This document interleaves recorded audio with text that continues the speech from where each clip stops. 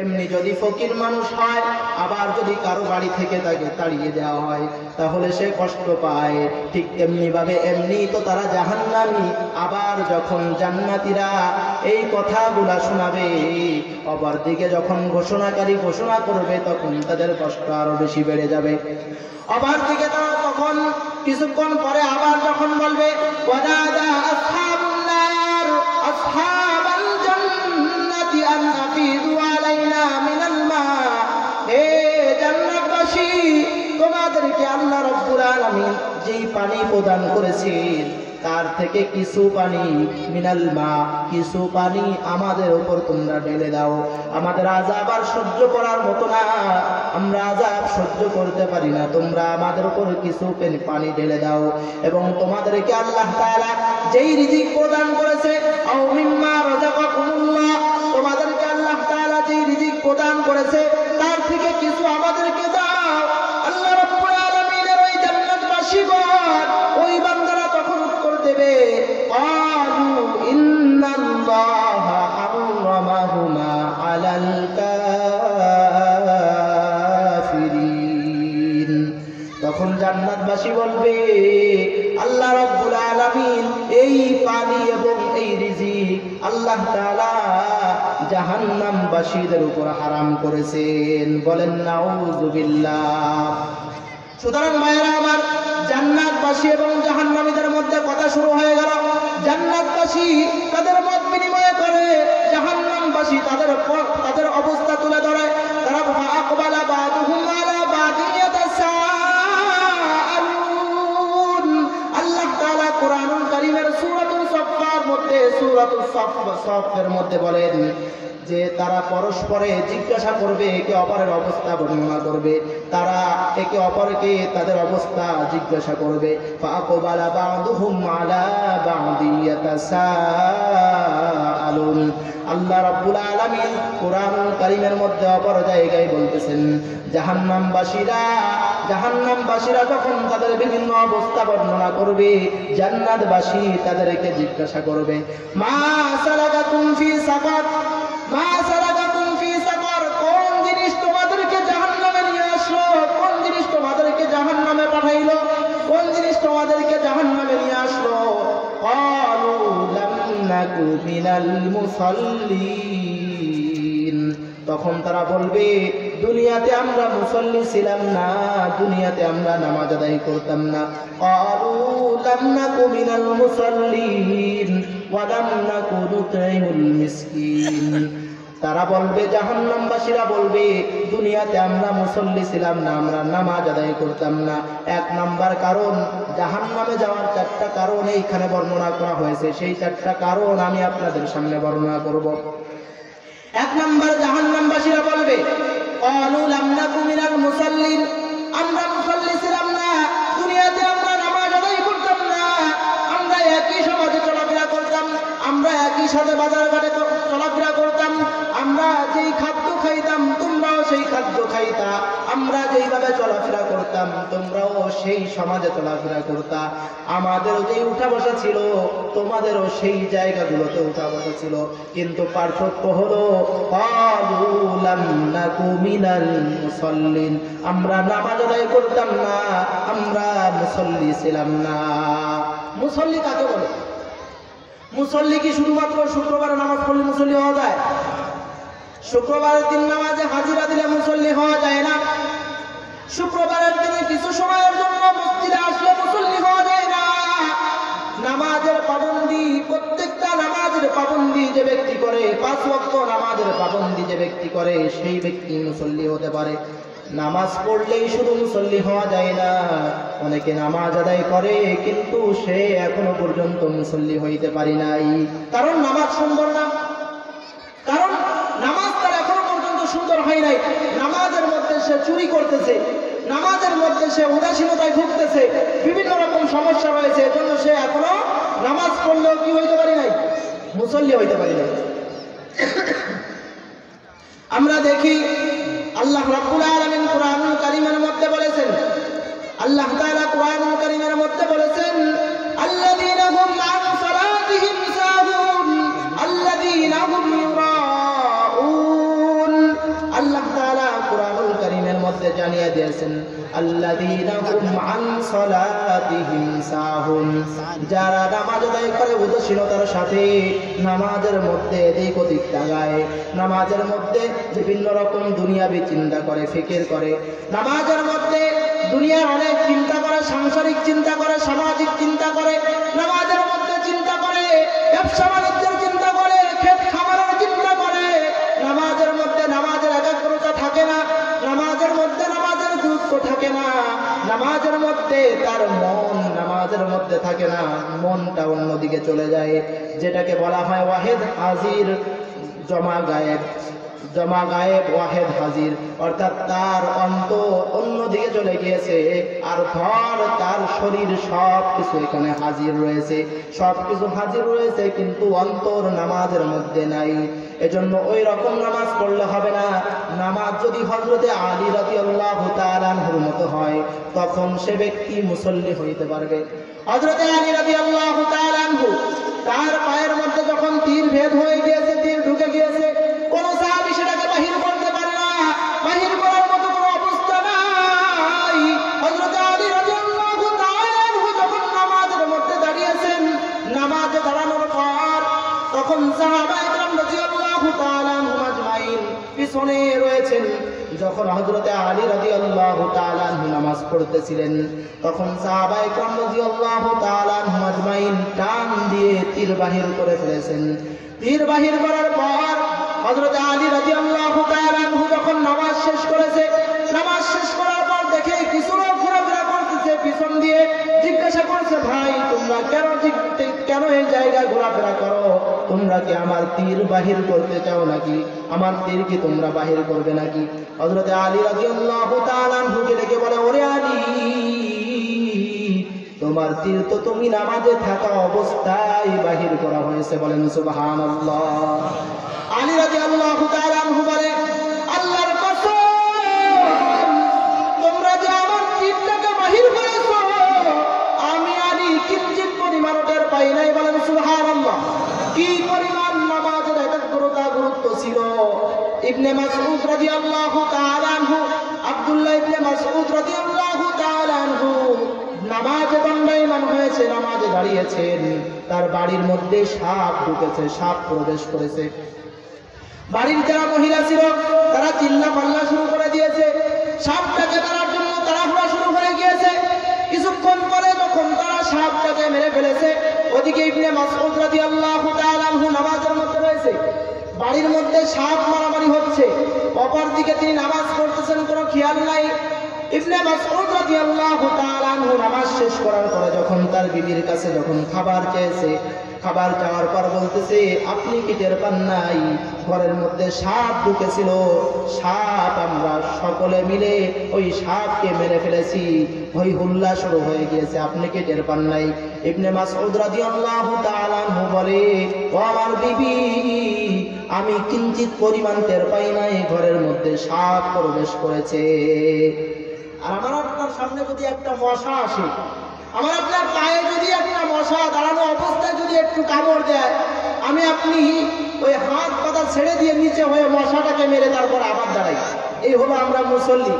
এই মুসল্লি হইলে আল্লাহ তাআলার দরবারে মুসল্লি হওয়া যাবে না। নামাজ কিভাবে পড়তে হবে? কিতাবের ভিতরে বর্ণনা আসছে, এক বুজুর্গের কাছে জিজ্ঞাসা করা হয়েছে যে হুজুর, নামাজ কিভাবে পড়তে হবে?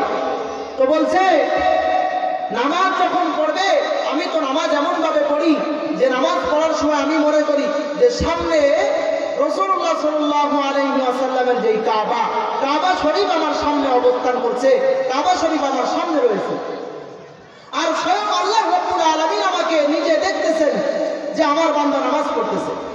অপরদিকে আজরাইল আলাইহিস সালাতু ওয়াস সালাম আমার পিছনে রয়েছে, যে আমার এই নামাজ শেষ হওয়ার পরে আজরাইল আলাইহিস সালাতু ওয়াস সালাম আমার জান কবজ করবে। আবু আইয়ুব আল আনসারী রাদিয়াল্লাহু তাআলা আনহু নবীজি সাল্লাল্লাহু আলাইহি ওয়াসাল্লামের কাছে এসেছে, ইয়া রাসূলুল্লাহ, ইয়া হাবিবাল্লাহ, আপনি আমাকে নসিহত করেন, মাত্র অল্প কিছু নসিহত করবেন, যেই নসিহতগুলো আমি মনে রাখতে পারি। নবীজি সাল্লাল্লাহু আলাইহি ওয়াসাল্লাম বললেন, আমি তোমাকে নসিহত করব তিনটা নসিহত। কয়টা নসিহত?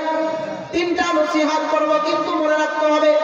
বলল ইয়া রাসূলুল্লাহ, আমি যেন মনে রাখতে পারি এজন্যই আমাকে কম নসিহত করেন, যেন আমল করতে পারি এজন্য অল্প নসিহত করেন। ইয়া রাসূলুল্লাহ, আপনি কি কি নসিহত করতে চান আমি মনোযোগ সহকারে শ্রবণ করব। আবু আইয়ুব আল আনসারী রাদিয়াল্লাহু তাআলা আনহুকে নবী সাল্লাল্লাহু আলাইহি ওয়াসাল্লাম বললেন, আমি তোমাকে তিনটা নসিহত করতেছি। এক নাম্বার নসিহত হলো, তোমার দুনিয়াতে যত কিছুর প্রয়োজন, দুনিয়াতে তোমার যা যার প্রয়োজন, তুমি সব কিছুর অভিযোগ আল্লাহ তাআলার কাছে করবা, শিকায়েত আল্লাহর কাছে করবা, দুনিয়ার কোনো মানুষের কাছে তুমি চাইবা না। আমরা কোনো কিছু হইলে আমরা দুনিয়ার মানুষের কাছে চাই, আল্লাহর কাছে চাই না।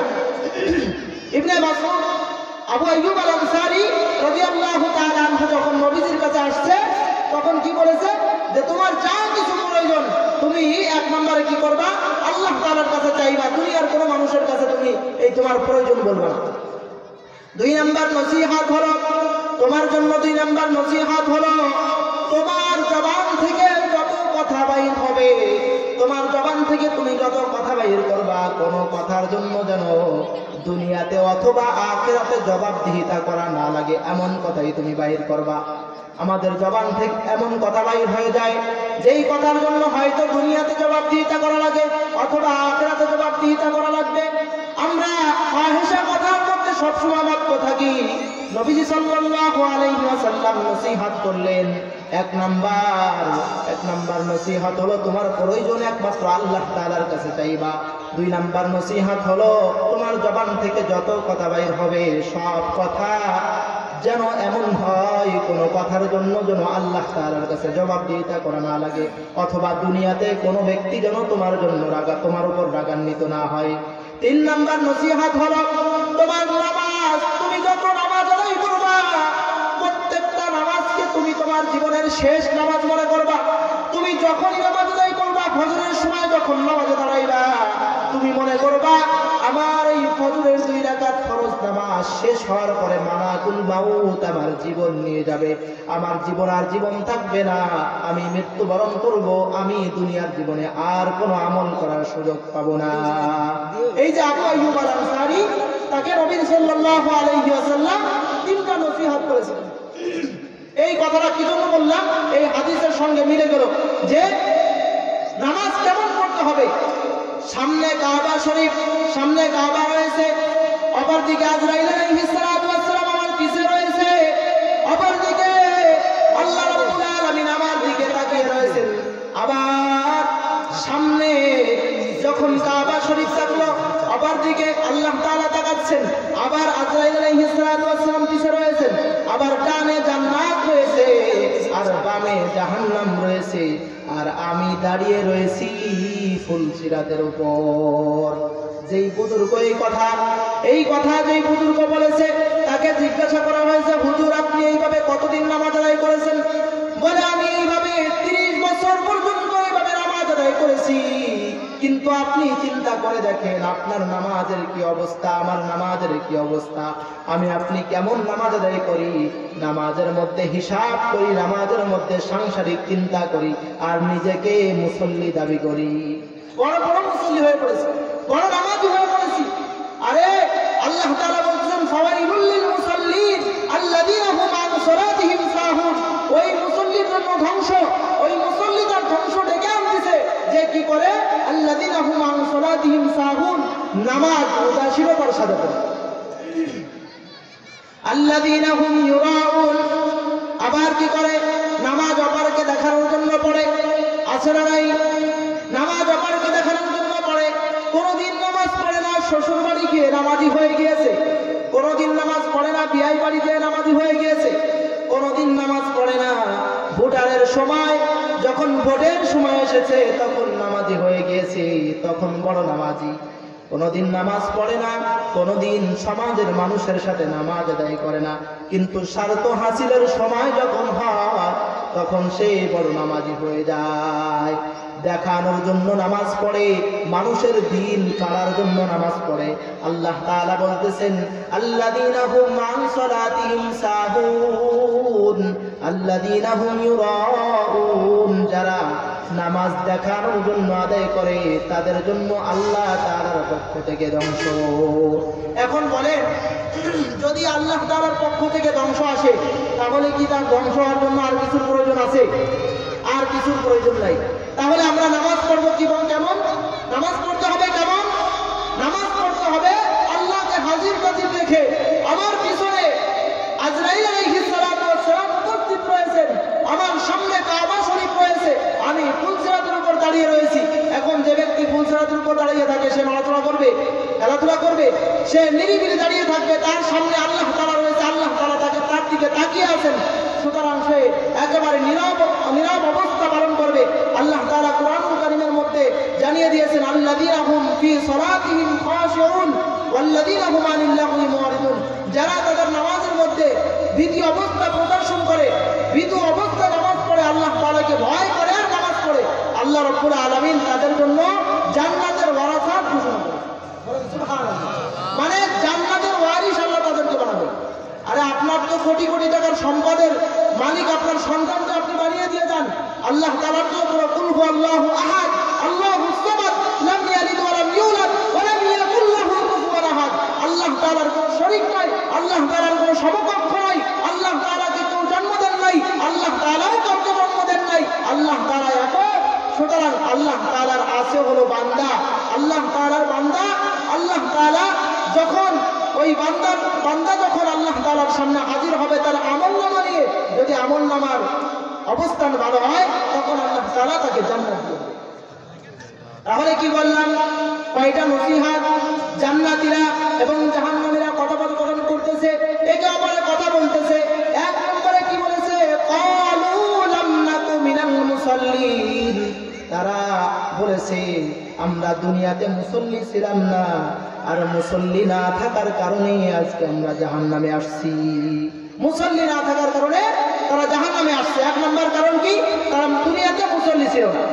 দুই নম্বর, কুরআনুল কারীমের মধ্যে আল্লাহ তাআলা বলতেছেন, জাহান্নামীরা বলে আমরা জাহান্নামে আসার দুই নম্বর কারণ হলো ওয়ালাম নাকু তুইমুল মিসকিন। আমরা মিসকিনদেরকে খানা খাওয়াই নাই, আমরা মিসকিনদেরকে খানা খাওয়ার প্রতি কোনো গুরুত্ব দেই নাই। মিসকিনদেরকে খানা না খাওয়ার কারণে আল্লাহ তাআলা আজকে আমাদেরকে জাহান্নামে দিয়েছেন। মিসকিনদেরকে খানা খাওয়াই না কারা? আল্লাহ তাআলা কুরআনুল কারীমের মধ্যে বলতেছেন, আরাআইতাল্লাযী ইউকাযযিবু বিদ্দিন ফাযালিকাল্লাযী ইয়াদুল ইয়াতীম ওয়া লা ইয়াহুদ্দু আলা তাআমিল মিসকিন। যারা কিয়ামতকে অস্বীকার করে না তারা এতিমকে গলা ধাক্কায়, তারা এতিমকে কখনো খানা খাওয়ায় না। আর যারা আল্লাহ তাআলার নৈকট্য অর্জন করতে চায় তাদের অবস্থা কেমন? ওয়ায়ুতাইমুনাত তাআমা আলা হুব্বিহি মিসকিনা ওয়া ইয়াতীমান ওয়া আসীরা ইন্নামা নুতঈমুকুম লিওয়াজহিল্লাহ লা নুরিদু মিনকুম জাযাআন ওয়ালা শুকুরা। আল্লাহ তাআলা কুরআনুল কারীমের মধ্যে বলেন, ওয়ায়ুতাইমুনাত তাআমা আলা হুব্বিহি মিসকিনা, তারা খানা খাওয়ায়। ওয়ায়ুতাইমুনাত তাআমা আলা হুব্বিহি, কার মুহাব্বতে? আল্লাহ তাআলার মুহাব্বতে। কার মুহাব্বতে বলেন? আল্লাহ তাআলার মুহাব্বতে খানা খাওয়ায়। ওয়ায়ুতাইমুনাত তাআমা আলা হুব্বিহি মিসকিনাও ওয়া ইয়াতীমান ওয়া আসীরা। আল্লাহ তাআলা বলেন তারা মিসকিনদেরকে আর তারা এতিমদেরকে আর যারা বন্দী তাদেরকে খানা খাওয়ায় আল্লাহ তাআলার মুহাব্বতে। ইন্নামা নুতঈমুকুম লিওয়াজহিল্লাহ লা নুরিদু মিনকুম জাযাআন ওয়ালা শুকুরা। তারা বলে ইন্নামা নুতঈমুকুম, আমরা তোমাদেরকে খানা খাওয়াই কি জন্য? শোনো, ইন্নামা নুতঈমুকুম লিওয়াজহিল্লাহ, আল্লাহ তাআলার মুহাব্বতে আমরা তোমাদেরকে খানা খাওয়াই। লা নুরিদু মিনকুম জাযাআন ওয়ালা শুকুরা, আমরা তোমাদের কাছে কোনো প্রতিদানও চাই না, তোমরা কোনো কৃতজ্ঞতা করবা এটাও আমরা তোমাদের কাছে চাই না। আমাদের সমাজে কিছু মানুষ আছে, দেখা যায় যে অনেক সময় গরিব মানুষদের প্রতি খুব মহব্বত প্রদর্শন করে, মহব্বত দেখায়। কিছুক্ষণ পরে জাকাতের টাকা রমজান মাসে আসছে, সেই জাকাতের টাকা নিয়ে একজন ব্যক্তিকে, একজন গরিব ব্যক্তিকে দিছে। দেওয়ার পরে কিছুদিন পরে যখন তার বিভিন্ন কাজ কাজে যখন সে ঠেকে যায়, তখন ওই গরিব ব্যক্তিকে ডাকে, বারবার যখন ঠেকে যায় ওই গরিব ব্যক্তিকে ডাকে, ডেকে ডেকে তার ওই কাজগুলো সে পূরণ করে। মানে কেমন যেন তাকে জাকাতের টাকা দিয়ে তাকে ক্রয় করে নিয়েছে। আছে না নাই? অনেক ব্যক্তি এমন আছে। আল্লাহ তাআলা বলেন, ইয়া আইয়ুহাল্লাযীনা আমানু, আল্লাহ তাআলা মহব্বত করেন ঈমানদারদেরকে, ঈমানদারদেরকে আল্লাহ তাআলা মহব্বত করেন।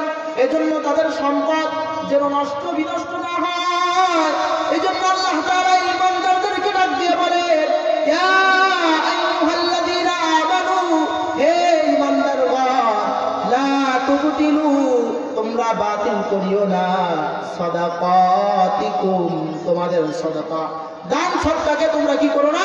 বাতিল করো না। বিল মান্নি ওয়াল আদা, তোমরা খোটার মাধ্যমে, খোটা দেওয়ার মাধ্যমে এবং কষ্ট দেওয়ার মাধ্যমে তোমাদের সাদাকাকে তোমরা বাতিল করো না। আছে না নাই? খোটা দেয় কি দেয় না?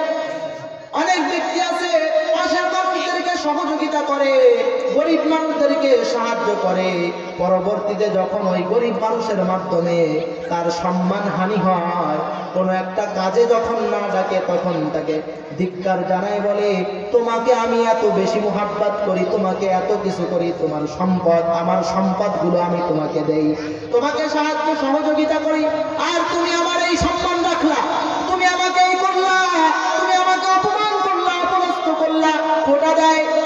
আর যখন কোনো কাজ আসে তখন তাকে ডাকে, এইভাবে তাকে কষ্ট দেয় এবং খোটা দেয়।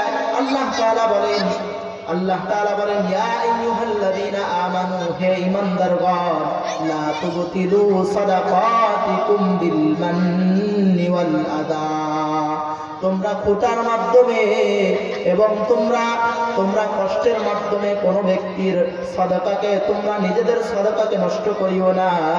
তোমাদের সাদাকা যদি নষ্ট করতে না চাও, তোমরা শুধুমাত্র আল্লাহর জন্য কোনো ব্যক্তিকে সাদাকা করো।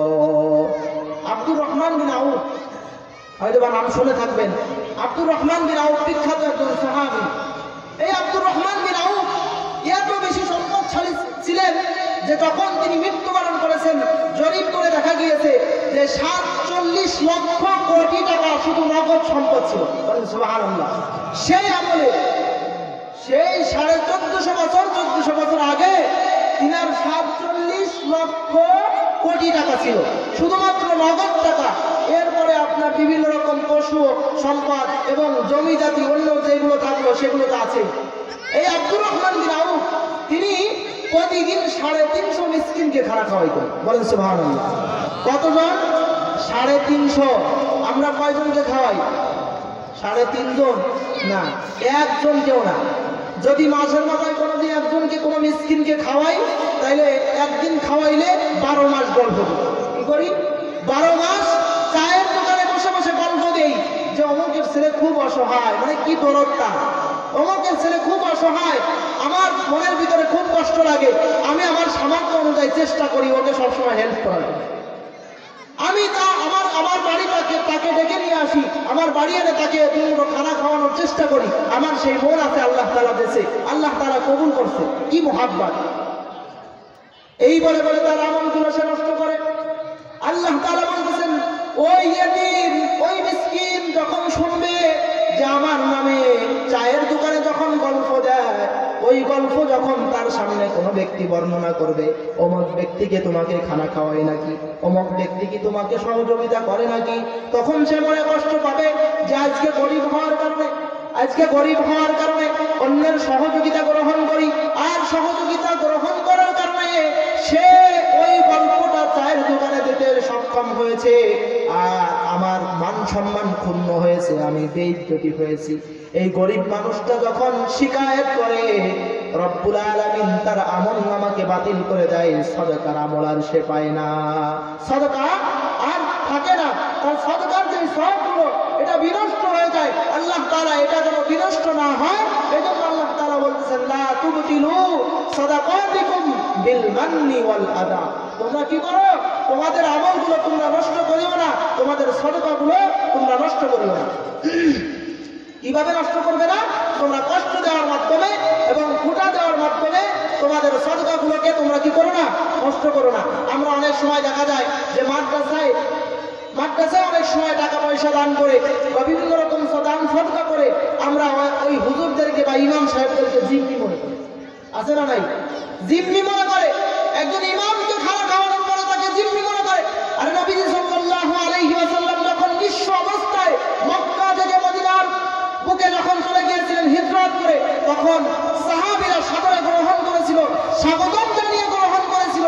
গ্রহণ করার কিছুদিন পরে যখন নবীজি সাল্লাল্লাহু আলাইহি ওয়াসাল্লাম মালে ফাইবালেন, তারপরে এই মালগুলো যখন মক্কার মানুষদেরকে যখন দিতে শুরু করলেন, তখন মদিনার কিছু যুবকেরা বলে, আরে দেখো মুহাম্মদ তো মক্কা থেকে মদিনা আসার পরে আমরা তো তাকে বুকের উপর গ্রহণ করে নিয়েছিলাম, বুকে টেনে নিয়েছিলাম, আর আজকে মুহাম্মদ যখন সম্পদ পেল তখন বাপ দাদাদেরকে আর ভুলি নাই, বাপ দাদাদেরকে সেই সম্পদ দিয়ে দিচ্ছে। আর আমরা যে কত কষ্ট করে মহব্বত করে গ্রহণ করলাম, সেই মক্কা থেকে যখন তাকে বিতাড়িত করা হয়েছে আমরা তখন তাকে গ্রহণ করেছিলাম। মক্কার মানুষ যখন তাকে মিথ্যাবাদী বলেছে আমরা তখন তাকে সত্যবাদী হিসেবে স্বীকৃতি দিয়েছিলাম। যখন তার কোনো অবস্থান ছিল না তখন আমরা তাকে অবস্থান দিয়েছিলাম। যখন মানুষ তাকে বিতাড়িত করেছিল তখন আমরা বুকে টেনে নিয়েছিলাম। সুতরাং আজকে মুহাম্মদ আমাদেরকে ভুলে যে আবার বাপদাদাদের কথা অনুসরণ করে, এটা কেমন আচরণ? সুতরাং তোমরা ওইটা মনে করিও না যে মুহাম্মদ আসলে তোমাদের আপন হয়ে গেছে। নবীজি সাল্লাল্লাহু আলাইহি ওয়াসাল্লাম এই কথা শুনে মনোক্ষুণ্ণ হয়ে গেলেন। আল্লাহ তাআলা জিবরিল আলাইহিস সালাতু ওয়াস সালামের মাধ্যমে খবর পাঠিয়ে দিয়েছে, ইয়া রাসূলুল্লাহ, ইয়া হাবিবাল্লাহ, যুবকরা কিছু যুবকরা আপনার ব্যাপারে সমালোচনা করে, আপনি তাদেরকে জানিয়ে দেন। নবীজি সাল্লাল্লাহু আলাইহি ওয়াসাল্লাম সমস্ত সাহাবীদেরকে ডেকে বললেন, ও আমার সাহাবীরা শোনো, তোমরা আমাকে পেয়েছো, তোমরা খোঁটা দিলে তোমরা দিতে পারো, কিন্তু তোমরা খোঁটা দিও না, কারণ আমি মুহাম্মদ তোমাদের সাথে যাব, আর মক্কাবাসী তারা সম্পদ নিয়ে ঘরে ফিরে যাবে, তারা সম্পদ নিয়ে ঘরে ফিরে যাবে, আর তোমরা আমাকে নিয়ে ঘরে ফিরে যাবে। বলেন সুবহানাল্লাহ। সুতরাং যদি কোনো আলেম ওলামাকে কোনো রকম কোনো উপকৃত করেন, কোনো তালিবে ইলমকে যদি উপকার করেন, কোনো তালিবে ইলমকে যদি সহযোগিতা করেন, কোনো নেককার মানুষকে যদি সহযোগিতা করেন, তাহলে এটাকে নিজের ভাগ্যের কারণ মনে করতে হবে, নিজের দুর্ভাগ্যের কারণ মনে করবেন না, আর তাকে কোনো সময় কষ্ট দেবেন না, ফুটা দিবেন না। কারণ নবী সাল্লাল্লাহু আলাইহি ওয়াসাল্লাম যেরকম তার সাহাবীদেরকে বলেছে যে আমি তোমাদের সাথে তোমাদের ঘরে ফিরে যাব, আর মক্কাবাসী তারা এই সম্পদ নিয়ে তাদের ঘরে ফিরে যাবে, ঠিক তেমনি ভাবে আপনার নবীকে পান নাই, যদি ওয়ারাসাতে নবী, ওয়ারিসে নবীদেরকে যদি আপনারা মহব্বত করেন, কিঞ্চিত পরিমাণ আল্লাহ তাআলা আপনাদেরকে ঠকাবেন না। আল্লাহ রাব্বুল আলামিন আপনাদেরকে নবী পান নাই, কিন্তু নবীর ওয়ারিসদেরকে মহব্বত করার কারণে আল্লাহ রাব্বুল আলামিন কিয়ামতের ময়দানে আপনাদেরকে কবুল করবেন। আল্লাহ তাআলা এর ওসিলায় আল্লাহ তাআলা আপনাদেরকে জান্নাতবাসী বানিয়ে দিতে পারেন।